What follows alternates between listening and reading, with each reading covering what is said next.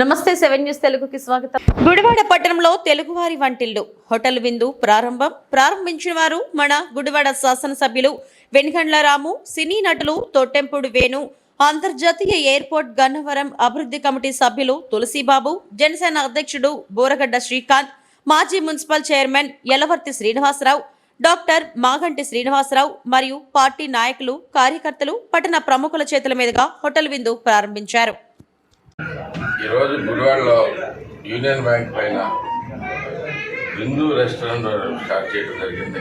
తుమ్మల శ్రీనివాసరావు, వాణి, చుట్ట వీళ్ళందరూ కలిసి చాలా చక్కగా ఉన్న రెస్టారెంట్, చాలా బాగుందని దీని ఓపెనింగ్ నన్ను ఆహ్వానించాను. మంచి ఫుడ్ కూడా ఎంత గొప్పగా సరిగ్గా మెయింటైన్ చేసుకుంటూ మంచి గుడివాడకి మంచి రెస్టారెంట్ అనేది లేకుండా పోయింది. అంబియన్స్